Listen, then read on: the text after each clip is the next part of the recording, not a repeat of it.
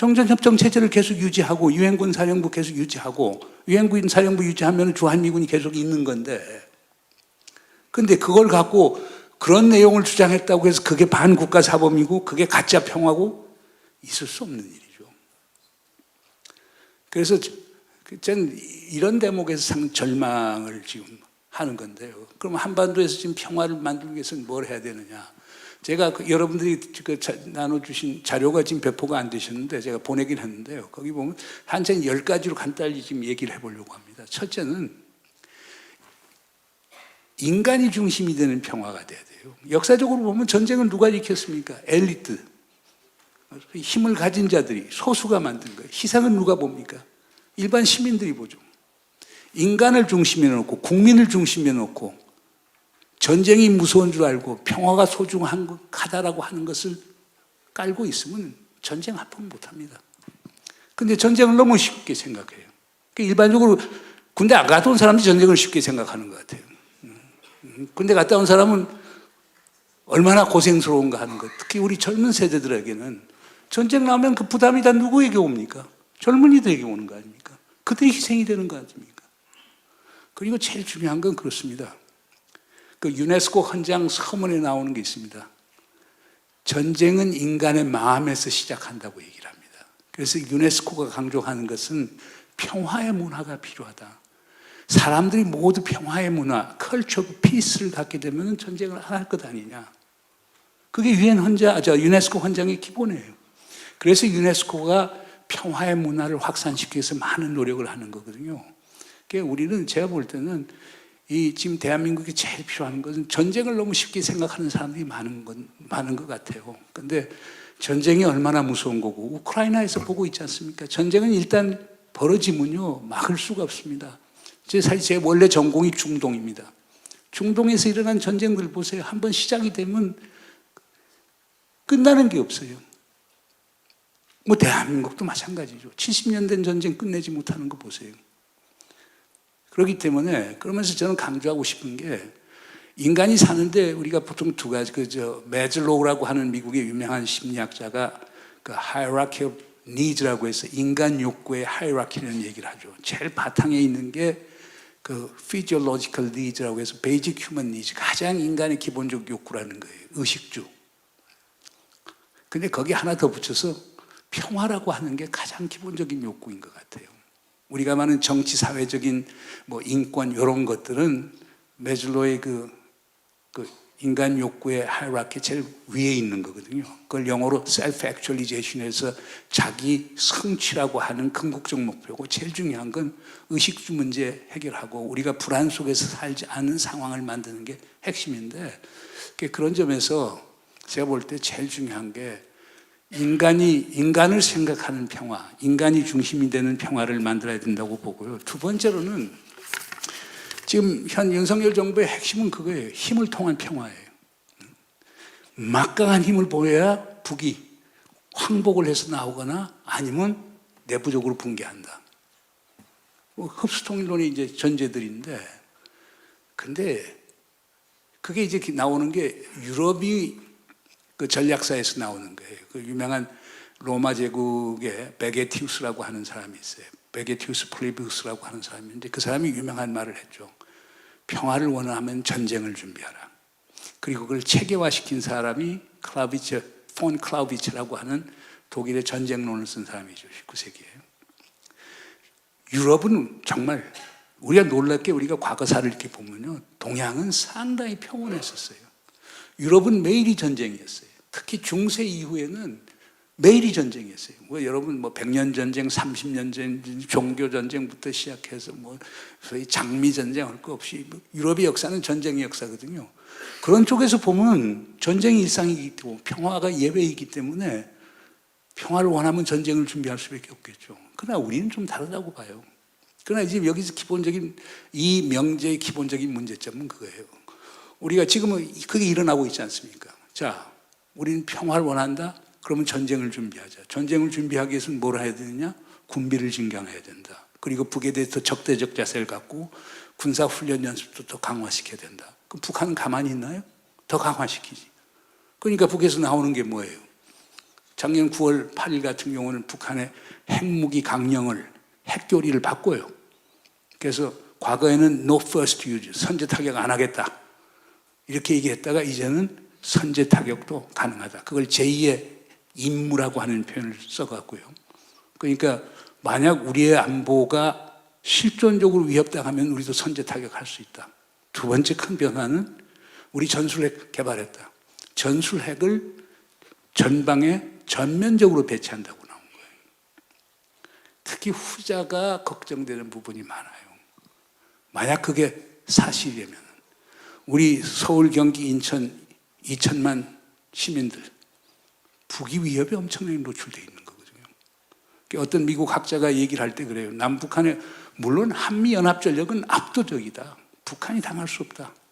그러나 한국은 window of vulnerability, 취약성의 윈도우를 갖고 있다. 2천만이 다 노출되어 있다. 어디에 쏘아도 북이 입장에서는 조준을 할 필요가 없다는 거예요. 만약 그걸 전술핵 갖고 한다? 우리가 감당해낼 수 있어요? 우리 민주주의입니다. 민주주의 주인은 우리 여러분 국민들입니다. 여러분 개개인 한 분의 생명은 어느 누구보다, 국가보다 더 중요합니다. 그걸 희생할 수 있나요? 지금 우리 구조 자체가 상당히 어려운 구조예요. 이런 구조에서 우리가 힘을 통한 평화를 얘기하고 우리가 강하게 나가면 북한이 이제 무릎을 꿇을 것이다라고 하는, 이거는 너무나 wishful thinking, 희망적인 사고 중에서도 파괴적 희망적 사고라고 저는 이렇게 보는 거예요. 우리 자체의 취약성도 잘 알아야 돼요. 대통령의 존재 이유는 그거예요. 위험을 최소화시키고 그 안에서 국민들에 오는 혜택을 극대화시켜야 됩니다. 그런데 지금 역으로 가는 거예요. 이건 아니라고 이렇게 보고요. 그 다음에 이제 세 번째 제가 이제 강조하고 싶은 거는, 우리가 이제 제일 중요한 게 하나는 이거였어요. 어떤 북이 실존적 위협 아닙니까? 현실로 존재하니까 북한 위협에 맞설 수 있는 능력은 가져야 돼요. 그래서 문재인 정부 때 국방비를 9%씩 올리지 않았어요. 역대 정부에서 그렇게 올린 적이 없습니다. 특히 2017년에 엄청난 국방비 증액을 했고, 그게 문재인 정부 5년 동안에 계속 많은 돈이 국방비 쪽으로 간 거예요. 그때 엄청나게 우리가 전투력이 증강이 됐어요. 우리가 얘기는 하지는 않지만 방위산업도 그때 완전 되살아났어요. 왜냐하면 이명박 박근혜 이 두 정부 있었을 때 뭐 방산비리 운운해서 정치적 동기를 가진 조사를 하다 보니까 방산이 다 죽었다가 이걸 되살린 게 문재인 정부 되살린 거예요. 지금 그 덕을 어찌 보면 지금 윤석열 정부에서 보고 있지만, 그러니까 그럼 그렇게 하기 위해서 왜 그렇게 하느냐? 전쟁 안 일어나려고 하면 한편에서 대화 협상하지만 다른 한편에서는 우리가 억지력은 갖춰야 된다. 그리고 한미동맹도, 아니 문재인 정부 때 한미동맹이 망했나요? 그것도 윤석열 정부가 보내는 가짜 뉴스 중에 하나인데, 미국 가서 물어봐요. 바이든 정부 물어봐요. 트럼프 때는 별로 좋아하지 않았어요. 방위비 분담금 제대로 안 낸다고 해서 싫어하긴 했지만, 바이든 행정부 때는 2021년 5월에 워싱턴에서 바이든 문재인 정상회담 할 때 바이든 대통령이 문재인 대통령 하는 거 보세요. 그러니까 기본적으로, 그러니까 이번에도 바이든 왔을 때 문재인 대통령 찾아가려고 하는 걸 현 정부에서 못 가게 한 것들 아닙니까? 그만큼 대북 군사적 억지력을 구축하고 한미동맹을 굳건히 한다는 건 유지를 했어요. 그러면서 한 걸음 더 나갔죠. 그걸 영어로 피스키핑이라고 해요. 평화를 유지하는 거예요. 그러니까 우선 군사적 억지력이 구축이 되면 북이 함부로 우리를 못 치니까 기본적으로 유지가 되는데, 그렇게 가다 보면 항구적인 안보 딜레마에 빠지게 돼요. 그럼 그걸 벗어나기 위해서는 뭘 해야 되느냐? 그 다음 나오는 게 피스메이킹이라고 하는 게 중요하죠. 임동원 전 원장님께서도 그 피스메이커라고 하는 책을 썼지만, 피스메이킹은 뭘 얘기하느냐? 긴장을 완화하고 신뢰를 구축하고, 우리처럼 정전협정을 가진 데를 결국 정전협정을 평화협정으로 전환시키면서 전반적인 피스 프로세스를 가져오는 거예요. 그러면서 남북한 간의 군비 통제도 하고 군비도 감축을 하고, 이렇게 하면서 전쟁의 가능성을 최소화시키면서 평화의 가능성을 확대시키는 것이 피스메이킹입니다. 그러나 이 자체도 평화의 구조적 원인을 없애는 건 아니죠. 그런데 여기서 핵심은 이거인 겁니다. 지금 같은 상황에서 필요한 거는요, 크라이스 스테빌리티예요. 위기 안정성을 찾는 거예요. 아까 제가 말씀드렸지만 미국도 역할 못한다. 중국도 역할 못한다. 남북한 간에 모든 소통됐든 차단이 됐다. 서해 같은 데는 우발적 충돌이 일어났을 때 확전될 가능성이 크다. 이런 상황에서 해야 될 게 뭡니까? 그걸 기다렸다가 전쟁을 하는 겁니까? 아니지요. 그런 위기의 안정성을 구축하는 게 필요한 겁니다. 위기 안정성을 구축하려면 대화와 협상을 해야 돼요. 아무리 싫더라도. 지금 그게 없는 거거든요. 그래서 한편에서 피스 키핑을 하지만 다른 한편에서 피스 메이킹 노력이 필요한데 현 정부는 그게 현저하게 약하거나 없다라고 얘기를 할 수 있는 거예요. 그 다음에 이제 우리가 중요한 게 피스 빌딩이라는 겁니다. 피스 빌딩이라는 게 용어가 피스 키핑, 피스 메이킹, 피스 빌딩이 비슷한 것 같지만 키핑은 군사적 억제력과 동맹, 피스 메이킹은 긴장 완화, 신뢰 구축, 그 다음에 평화 체제 구축, 그 다음에 군비 통제, 군비 감축도 들어가고, 피스 빌딩이라고 하는 거, 평화 구축이라고 하는 건요, 임마누엘 칸트라고 하는 철학자 우리 다 알지 않습니까? 그분이 상당히 한 50페이지 정도 되는 조그만 책자를 17세기에 써냈어요. 그게 영구평화론이라고 하는 겁니다. 그 영구평화론에 따르면 그 칸트는 뭐냐면 그 당시 이제 유럽이 매일매일이 전쟁이었거든요. 그럼 전쟁에서 벗어나기 위해서 뭘 해야 되느냐? 이 양반은 세 가지 명제를 얘기해요. 첫째 명제가 뭐냐? 무역을 통한 평화예요. 무역하는 국가들은 싸우지 않더라는 거예요. 이유는 뭐냐? 무역하는 국가마다 힘이 제일 센 사람들은 무역하는 자본가들이니까 이들이 전쟁이 일어나면 다 손해니까 그걸 막는다는 거예요. 두 번째 명제가 민주평화론이라는 거예요. 그분은 공화정이라는 표현을 쓰는데 공화정끼리는 싸우지 않는다는 거죠. 그것도 같은 논리예요. 공화정에서 민주주의 체제가 되면 국내적인 견제와 균형 체제가 있잖아요. 그럼 두 개의 국가에서 동시에 견제와 균형을 하게 되니까 전쟁이 일어날 가능성이 적겠죠. 그래서 지금 그 예일 대학에 있는 브루스 라셋 교수를 포함해서 민주평화론은 지금 상당히 전 세계적으로 이제 확산이 되고 있는 이론입니다. 세 번째가 뭐냐? 평화연방, Pacific Federation이라는 표현을 썼어요. 그러니까 전쟁은 국가 간의 전쟁인데 세계 국가들이 하나의 세계 정부를 만들면은 전쟁은 없어지는 것 아니냐 이거죠.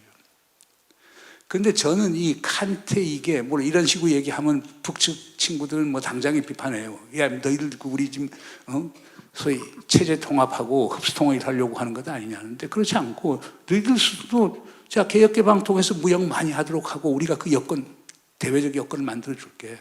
그리고 너희들 지금 유일 지도 체계에서 수용제 갖고 영원히 갈 수가 없는 것 아니냐. 너희들 내부 스스로 결정을 상했지만 그 변화 가져와야 된다.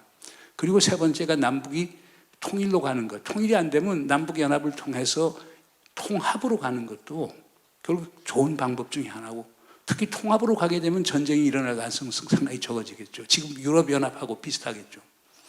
그러니까 이런 것도 우리가 생각해 볼 필요가 있지 않느냐 보아집니다. 그 다음에 제가 또 이제 강조하고 싶은 거는 역지사지의 문제입니다.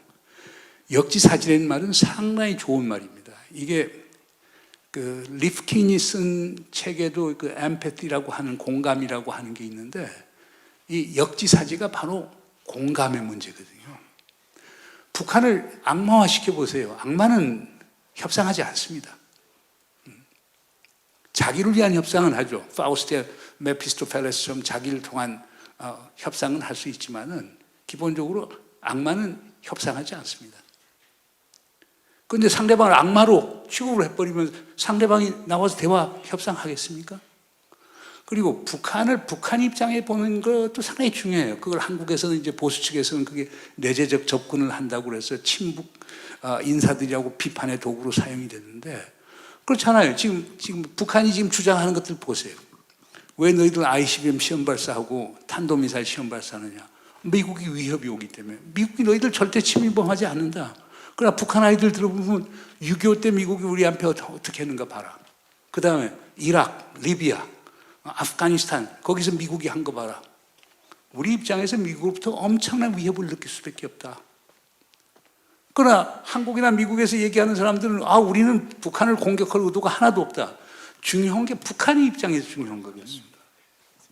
그러니까 이 역지사지가 없으면 어떤 문제가 생기느냐. 재미있는 게 이거예요. 요즘 우리 핵무장론 많이 나오잖아요. 우리도 한국도 독자 핵무장을 해야 된다라고 하는데, 또 전술핵 재배치하고 뭐 그다음에 핵공유하자라고 하는데, 근데 그 논쟁을 보면서 참 이해가 안 되는 부분이 이거예요.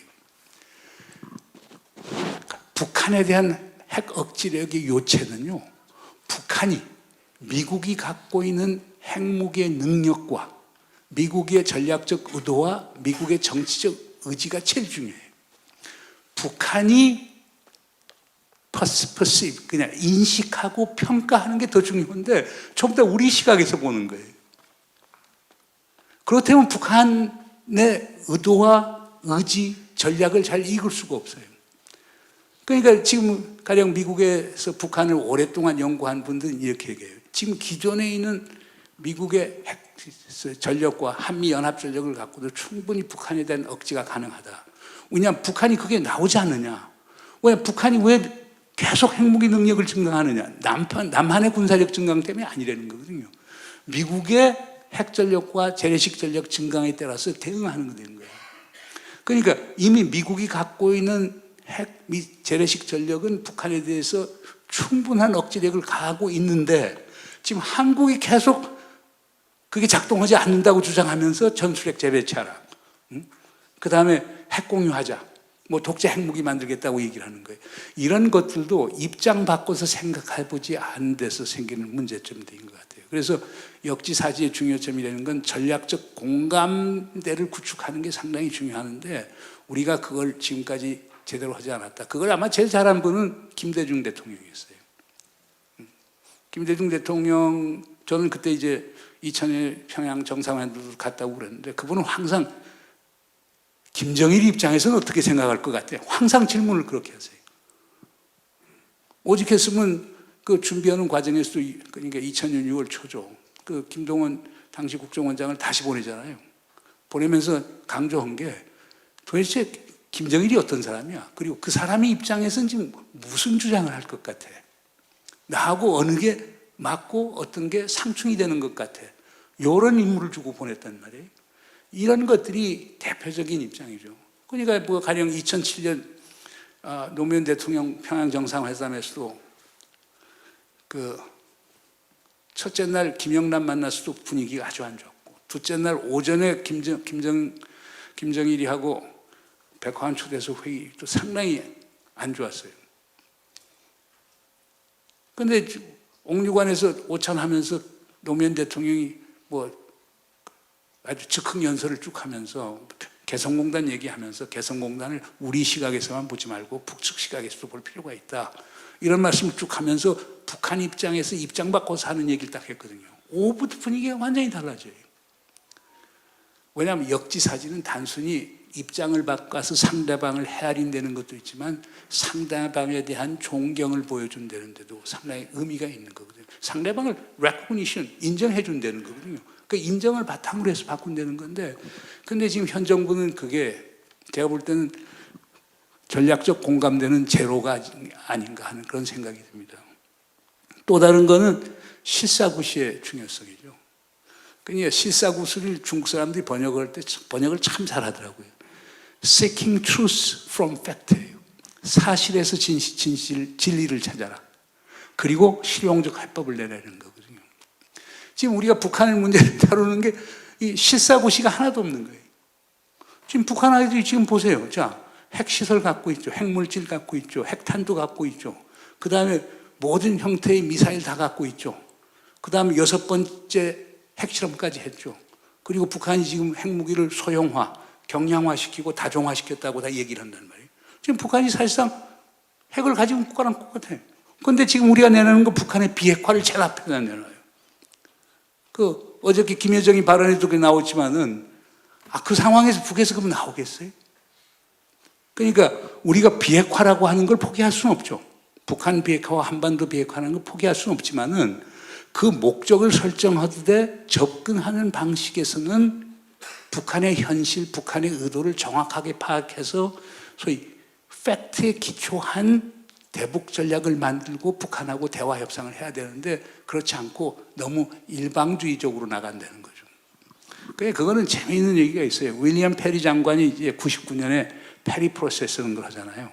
근데 페리 장관이 그때 그 평양을 갔다 오신 다음 그 양반이 자서전에도 그걸 썼는데 그 자기가 뭐 CIA부터 시작해서 뭐 국무부 국방성에서 각종 정보복을 다 받고 갔는데 말짱황이더라. 그래서 자기가 배운 가장 중요한 교훈은 뭐냐? 북한을 내가 보고 싶은 대로 보지 말고 있는 그대로 봐야 되겠다. 그러니까 그건 상당히 중요한 교훈이었어요. 다 우리가 wishful thinking을 갖거나 우리가 과장을 하거나 과소평가를 하거나 이런 식으로 해서 북한을 봤지 북한을 있는 그대로 보고 거기에 실용적 해법을 찾는 건 아니었거든요. 저는 그런 점에서 제가 뭐 문재인 정부에서 일을 했어서가 아니고 문재인 정부가 내놓은 안들이라는 게 그러니까 한반도 비핵화 문제하고 한반도 평화 프로세스를 동시 병행 추진한다라고 하는 것은 상당히 현실적 접근이었어요. 그리고 뭐 그때는 우리가 북한의 핵능력이라는 걸 분명히 알았고 그래서 거기에 핵심이라는 게 영변 핵시설인데 그걸 북에서 영구적으로 그 다음에 완전히 폐기하겠다. 우리는 상당히 좋은 딜이라고 봤죠.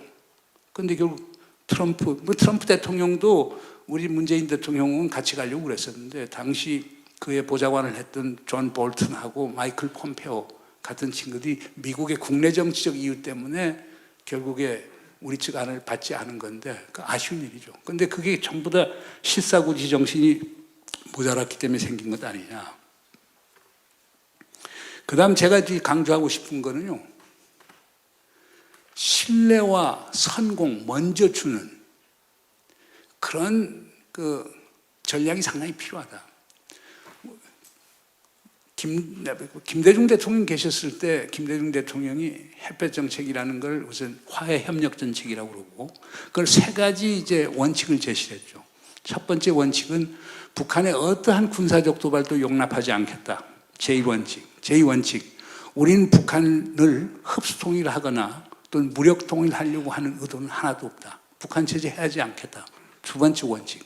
세 번째 원칙은 화해 협력을 통해서 교류협력, 화해협력을 통해서 사실상의 통일 상태를 만들고자 하는 게 우리의 희망이다. 이게 세 번째 원칙이에요.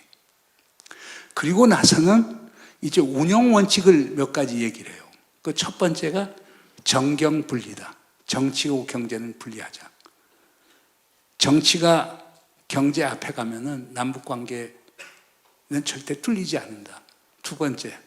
그러면 정경이 분리되는데도 누가 먼저 가야 되느냐? 선경후정, 경제가 앞서고 정치가 뒤에 따르자. 그러니까 자연히 그렇게 되다 보니까 세 번째로는 선민후관에 민간인이 먼저 앞서고 우리 정부가 뒤에 따르자. 그러면서 선민후관을 딱 하다 보니까 어떻게 되느냐? 민간인 교류하고 오는 건 비교적 쉽잖아요. 정부가 하게 되면 정치적이고 군사적인 걸 해야 되니까. 그 다음 나온 게 선의훈안이에요. 쉬운 것부터 먼저 하고 어려운 건 나중에 하자. 그리고 마지막으로 선공후득. 먼저 베풀고 나중에 취하자. 그러니까 마중물이 필요하잖아요. 그럼 북에서 사실상 뭐 필요다, 무슨 식량이다 필요하다. 뭐 그건 우리가 사실상 무상으로 준 건 아니고 우리가 이제 유상으로 이제 준 건데 아직 우리가 그 돈을 못 받는 건데 그 돈을 받으려고 북한도 이제 경제가 제대로 살아나야 되는데 계속 제재 아래 있다 보니까 그걸 못 하는 거죠. 근데 저는 김대중 대통령 이런 접근이 저는 아직도 유효하다고 봅니다. 많은 분들은 이렇게 얘기합니다. 북한 영어로 hopeless, 희망이 없어. 걔네들은 거짓말만 해. 걔네는 거짓말만 해. 그 북한은 핵의학을 절대 버리지 않았어. 그래서 저는 달리 보거든요. 제가 뭐 평양 판문점 현장에 있으면 그 친구들하고 토론도 많이 하고 논쟁도 많이 했지만 걔네들은 난 조건만 맞으면 저는 얼마든지 핵을 포기할 용의가 있다고요. 그 조건의 핵심은 체제 안정성이죠. 그 미국의 적대시 정책과 의도 이거 포기해달라는 거고요. 그 다음 제재 부분 완화해달라는 거거든요. 얼마든지 핵 포기 용의 있다는 걸 얘기를 하는 건데 그걸 안 받는 거예요.